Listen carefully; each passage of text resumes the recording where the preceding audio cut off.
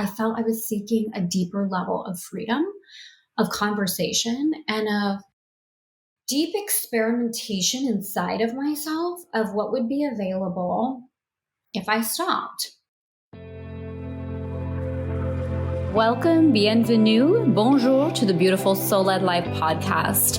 For women who desire to awaken their heartfelt desires, trust themselves fully, and connect with their soul's purpose through beauty. On y va. Let's go.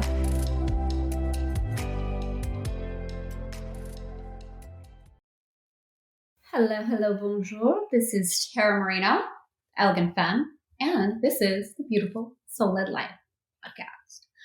All right, so I've had this episode on my heart for a little bit, and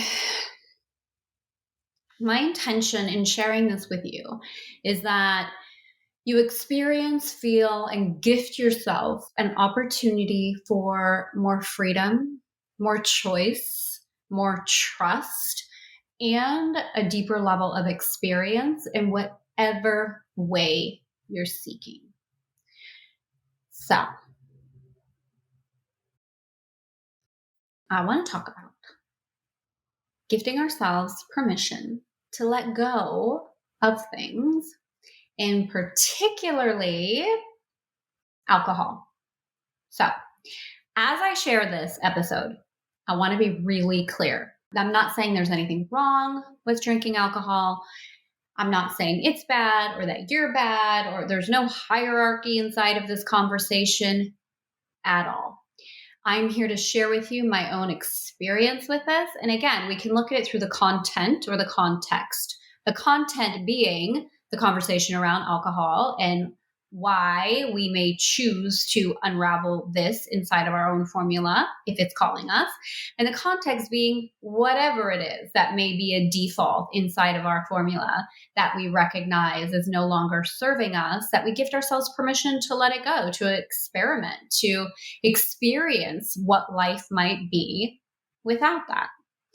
So back in, I think it was probably 2013-ish, 2012, 2013. I stopped drinking. And I always don't drink when I'm preparing for a live event or going through a live program. I just want my consciousness fully clear. So it's something that I have been participating in for some time, that before a live event or things like this, I would stop drinking. So there was a live event that I was having, actually my first. Was it my first live event? I don't remember. One of my first. And I would take months off from drinking beforehand to prepare. And at one point, I just decided, I think I'm done with this. I think I'm really done. And I didn't drink at all for over 3 years. In fact, I did a video at some point when I was doing YouTube videos a lot called Why I Stopped Drinking. I think this might be the number 1 or number 2 viewed YouTube of ours, like to date. Okay. Well, maybe post that below if you wanted to see it. It got a lot of attention, a lot of conversation. I have changed and shifted and evolved a lot since that video, as we all do, as we all have. And I started drinking, my glass of champagne, wine, and just experimenting with what it is that felt the best to me. So again, I am in no way here saying this is the right way, this is the wrong way, this is the way we're supposed to live, all of this. I think one of the big opportunities that we have is to unravel any kind of idea of what's spiritual or what's not. What makes us a good girl, what makes us a bad girl. Like, this kind of storyline is so limiting for us. So I want to be really clear as I say that. Okay? So again, only what serves you, only what supports you, only what feels most in alignment for you. When we know we're being called to make a shift in our life, when we know we're being called to unravel, whether it's a behavior, a thought, our relationship with our body, like anything where we're like, ooh, I'm really being called to make a shift, it takes courage. It takes a lot of courage. There are so many things that we fall back to into a default because we don't want to feel certain things. So towards the end of 2023, I started getting this feeling again of like, I feel like I want to stop drinking. And it felt scary. It felt scary for a number of different reasons, in that I love a good glass of champagne. I love a good glass of Bordeaux. I mean, it's an experience. There's beauty to it, there's pleasure to it for sure. And yeah, I felt I was seeking a deeper level of freedom, of conversation, and of deep experimentation inside of myself of what would be available if I stopped. So at this point of the conversation, I haven't had any alcohol in over 3 months, going on 4 months. So here's the thing. It's not as much as the time frame that I feel inside, because again, I've gone years without drinking before. There's something different for me about the devotional I feel inside with the conversation. There's no hierarchy of I'm good if I do, or I'm bad if I don't, or, whatever way. Like, I'm bad if I do, I'm good if I don't. Like, that's not present in my formula at all. There's a really deep, permissive feeling of like, wow, I'm really liking this right now. And it doesn't need to be a decision for our whole entire lives. It doesn't need to be like this line in the sand. It's just, I'm feeling good without this in my life. And I'm feeling good with this in my life. And when I say that, there's a subtle bridge that's been really supportive to me.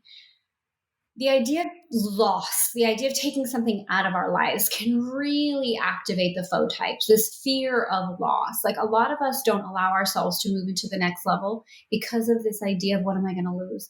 What do I have to let go? Like, what am I going to miss, right? What am I losing?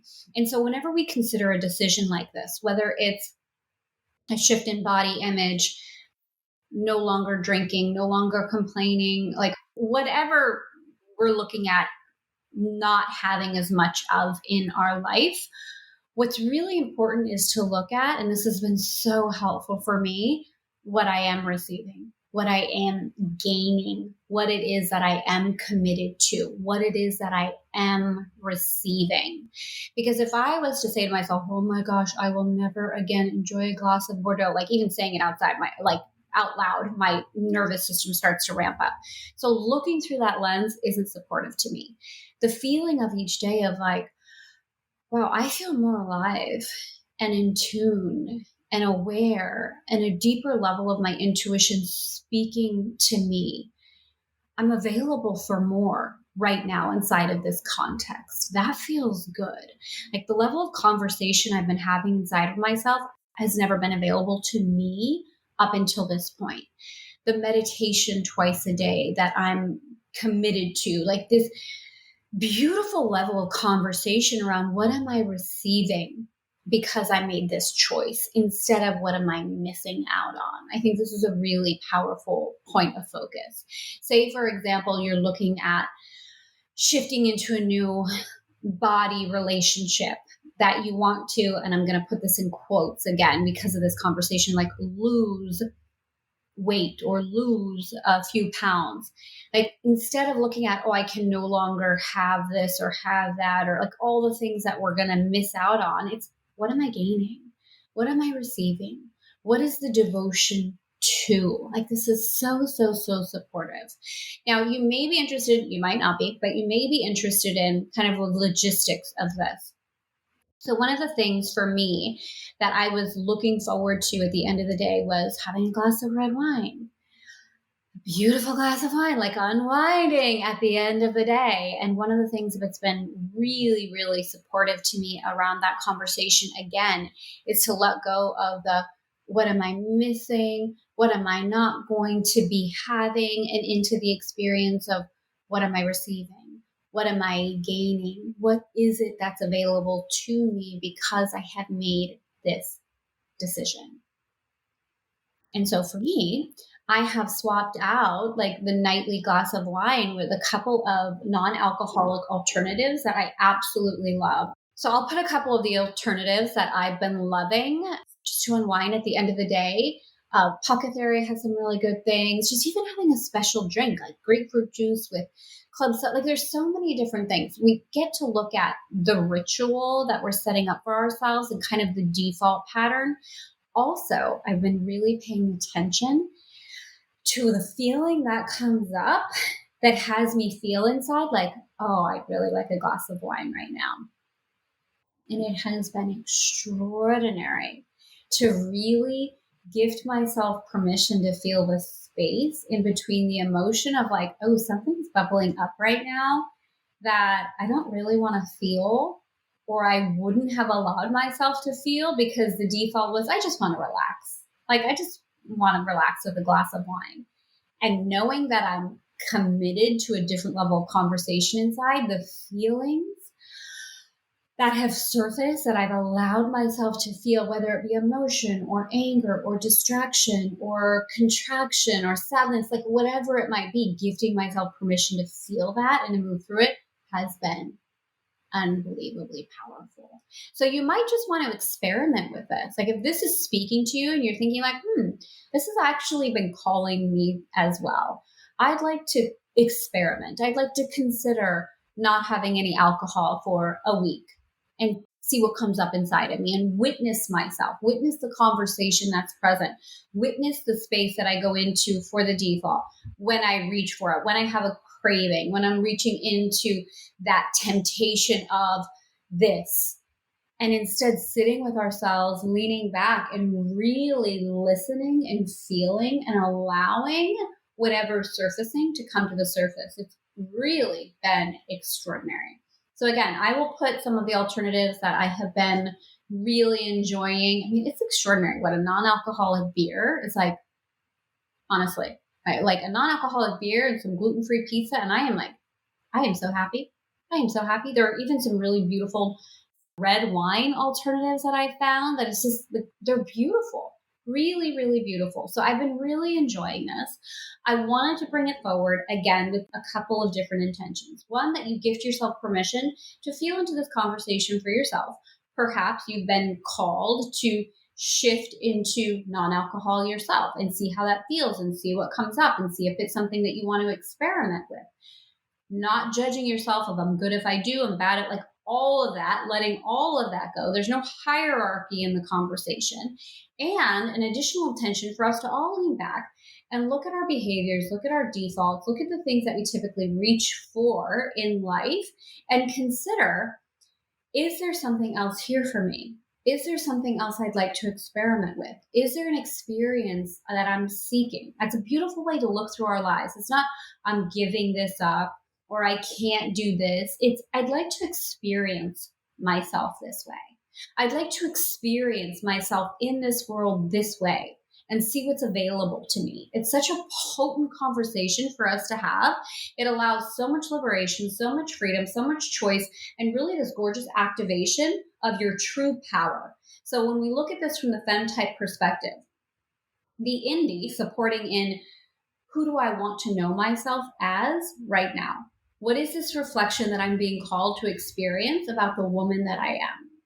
How can I enjoy this? How can this be fun and playful? And how do I feel like I'm increasing my capacity to receive pleasure versus I'm taking something away, or I'm going into punishment energy, or I'm going into deprivation energy? This is really, really important because when we're in the real Frenchie, we're in this beautiful power and place to increase our capacity to receive pleasure. When we're in the faux Frenchie, we're ping-ponging in the cycle of overindulgence and deprivation. So you want to be really aware that you feel your full Frenchie and your true Frenchie inside of a conversation like this of how can I support myself in increasing my capacity for pleasure versus feeling like I'm being punished or that I'm being taken away or I'm telling myself I can't have something. I don't know about you. But if I go into that place of like, I cannot have this thing, that would be the only thing I crave. So it's really this place of like, I'm increasing my capacity to receive pleasure. This is why for me, I have these gorgeous champagne glasses. I put my grapefruit juice in there and it's all fancy and it's so beautiful and it's on a gold tray. My Frenchie loves this, loves this. And then from the New Yorker perspective, a recognition and awareness that you are making this decision from a place of power. Again, it's not I can't, I shouldn't, I'm not supposed to, or I have to. There's a really beautiful point of power, which is I choose to. And this is really, really gorgeous. So let me know how this episode serves you and supports you. Let me know what it might bring up inside of you. I'd love for you to tag tag us on Insta, and also leave star review, all those kind of things so that I can see and support you. And we'll put some of the things that I've been loving inside of the show. So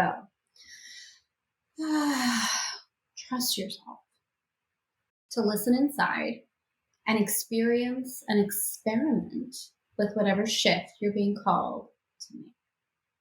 I'll see you next time. Thank you so much. Merci for listening to the Beautiful Soul-Led Life podcast. I would love if this message served you, that you support it and share it with other women who might benefit from really having their lives in balance with their FemmeTypes. And if you can leave a comment, do a review. I love reading every single one of them. And I would adore if you could take a snapshot of yourself wherever you listen to this episode and post it on social media.